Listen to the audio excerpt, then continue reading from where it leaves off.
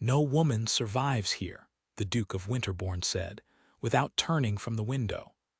"Send her back down the fell before the light goes, Pike, or we shall be burying her by Thursday." His butler did not move. That in itself was remarkable, for Pike had served 3 generations of the family and had never once required telling twice. "She has already come up, Your Grace," Pike said, "on foot from the crossroads." Alaric Winterbourne turned. Beyond the glass, the moor lay the color of wet iron, and the sleet came at the house sideways, as it had come every day for 9 weeks. The road from the crossroads was 4 miles of open ground with not so much as a wall to break the wind. "On foot," he repeated. "She says the carrier would not bring her past the second gate.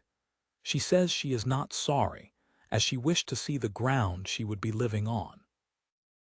Something in the Duke's chest shifted and settled wrong, like a stone turning under a boot.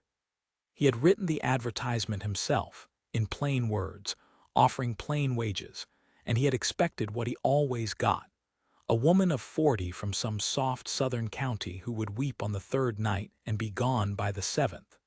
6 housekeepers in 2 years. He had stopped learning their names. "Where is she?" "In the stone passage. She would not come further in until she was asked." He went down himself. He was aware, distantly, that dukes did not go down to the stone passage, and that his mother would have said so, and that his mother was 11 years dead and past objecting. She was standing beside the cold hearth with her carpetbag at her feet and her bonnet in her hands, and her hem was black with peat water to the knee.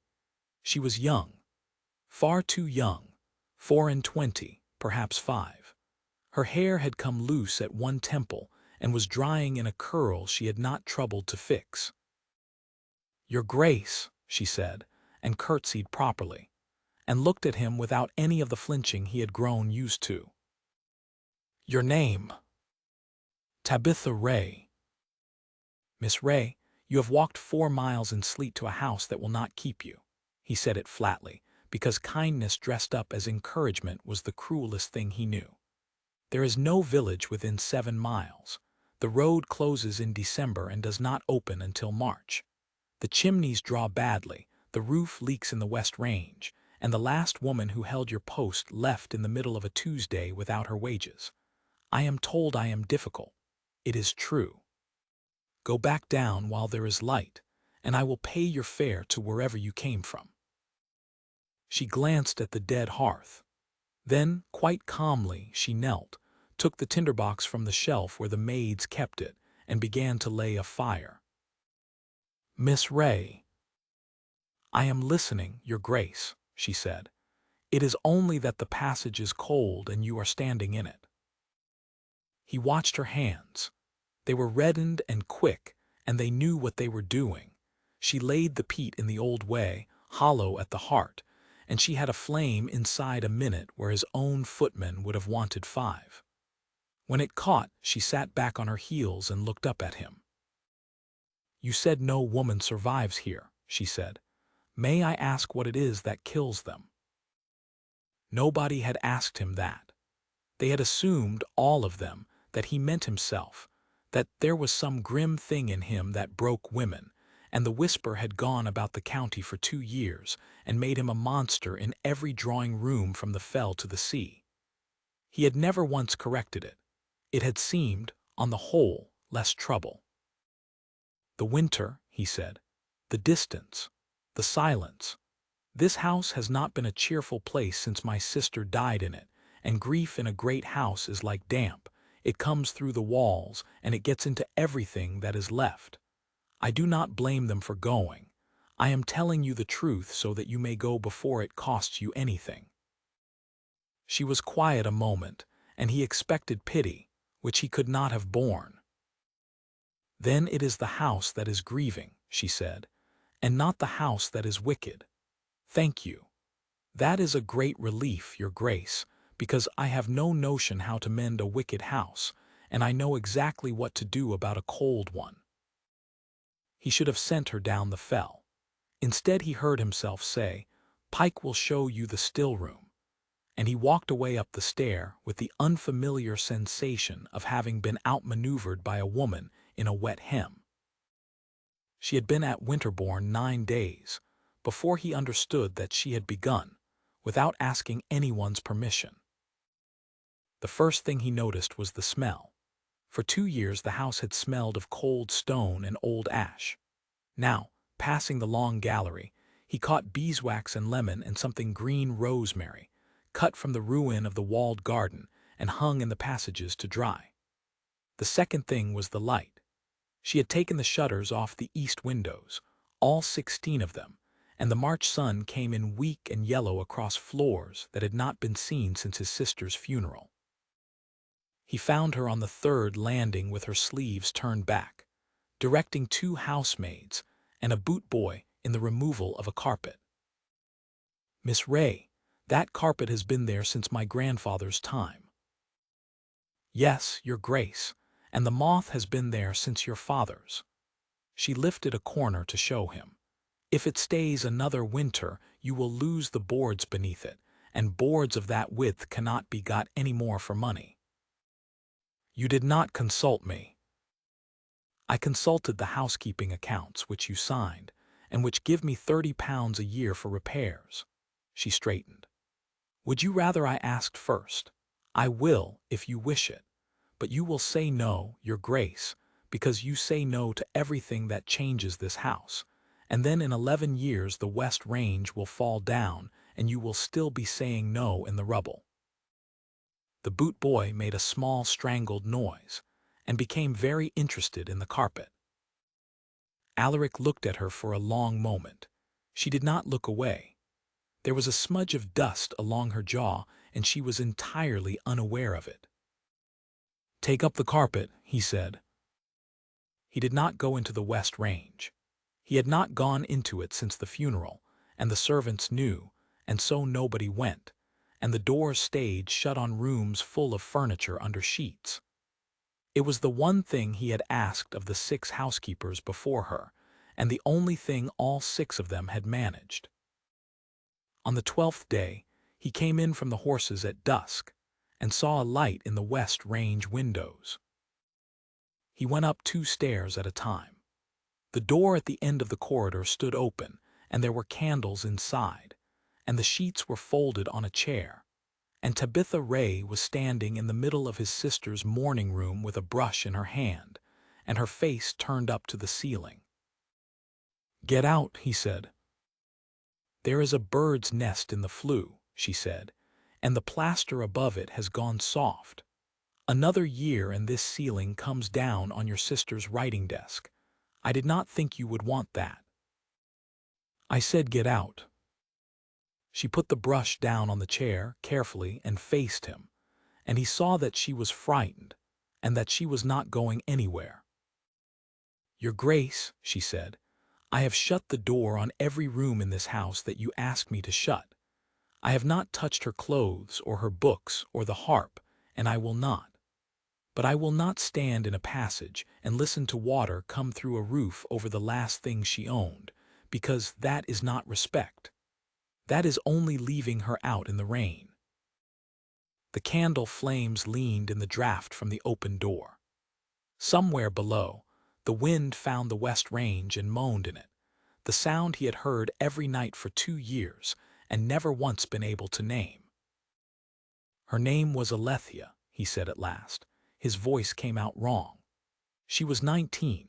She had a cough in the November, and by the 2nd week of December the road was shut and the physician could not come up, and I rode down myself and could not get through, and I came back, and she was still alive for 4 days after that." He looked at the writing desk. "So when I say no woman survives here, Miss Ray, you may understand that I am not speaking of housekeepers." She did not tell him it was not his fault. He would have hated her for it. "Then the road wants mending," she said quietly, "before next December." He laughed. It astonished him, a short, cracked, unpracticed sound, the first in 2 years, and it hurt his chest coming out. "The road," he said. "4 miles, your Grace. stone and a drain at the dip. Your tenants would do it for wages and beer, and they would think better of you for it, which you may not care about, but I do, because I have to buy fish from their wives." She picked her brush back up. "And then whoever is ill up here in December will have a physician, and you will not have to ride down and come back." The road took 11 weeks. He rode out to it most days, and told himself it was to see that the drain was cut deep enough at the dip, and knew perfectly well that it was to be somewhere he might be spoken to as though he were a man and not a rumor.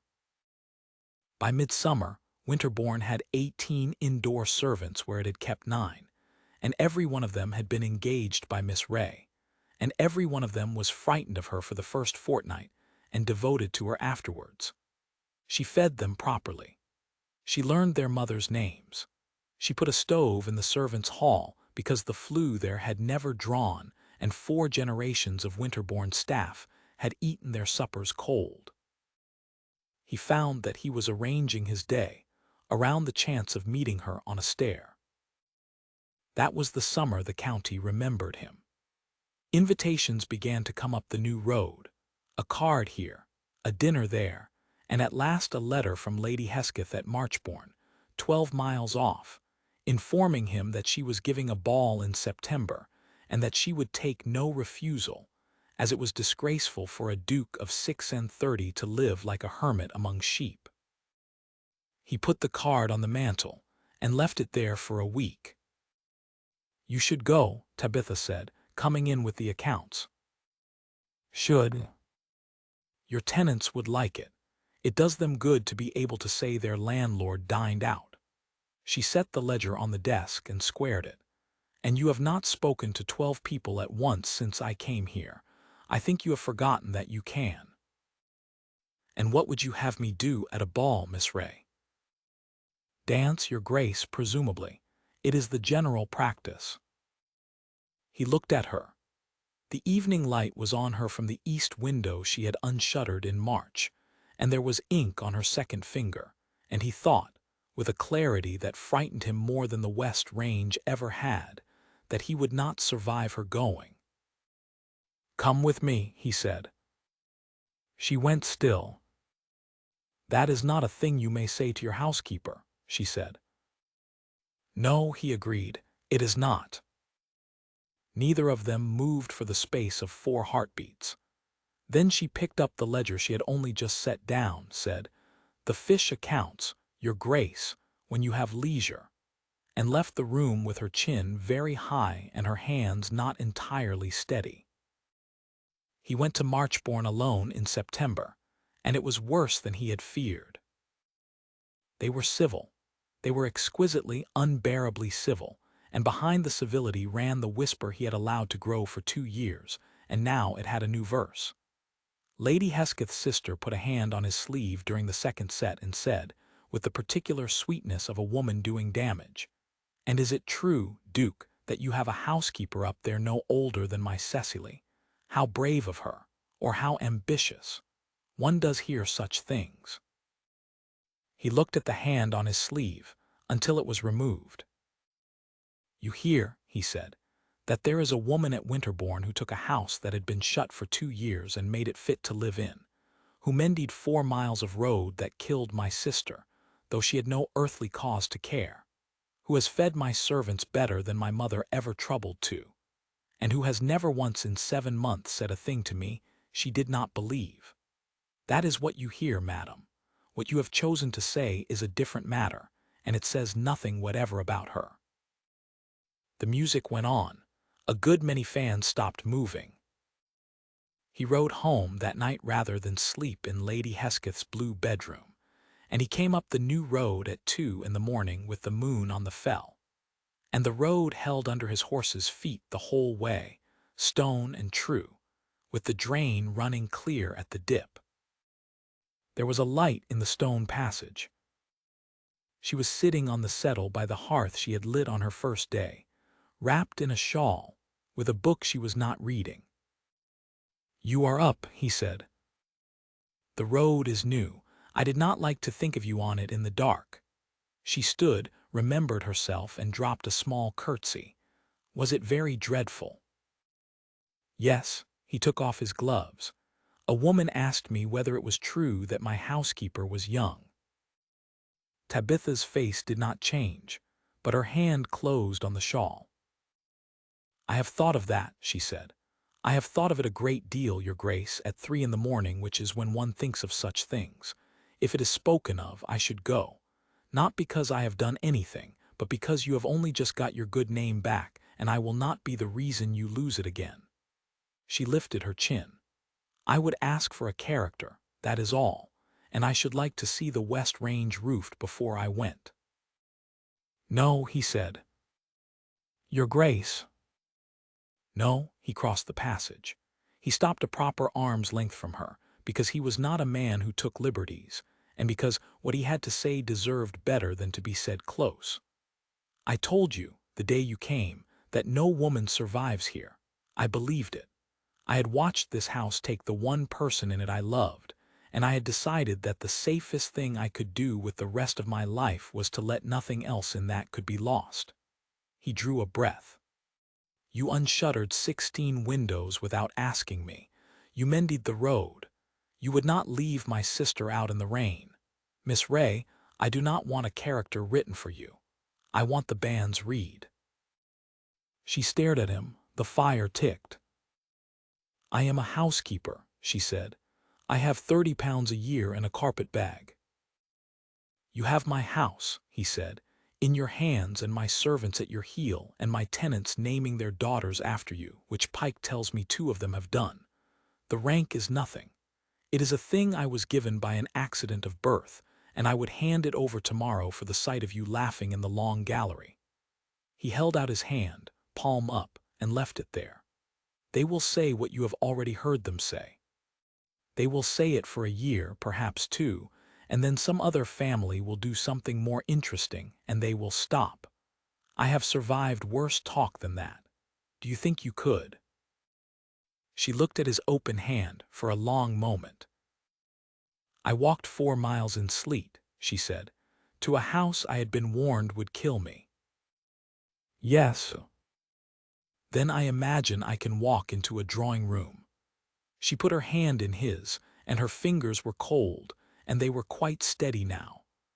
Alaric, she said, trying it, and it went through him like the first fire in a cold grate. They were married in the chapel at Winterbourne in the December, on the 8th day of a hard frost, and every one of the 18 indoor servants stood at the back, and 11 tenants came up the new road, which was open, because it had been built to be open. Pike wept, and denied it afterwards to anyone who asked. She had the West Range roofed by the following spring. She never touched the harp, but she had it tuned, and on the anniversary of Alethia's death she played the one air she could manage badly, with the door open, and her husband stood in the passage and listened, and did not go away.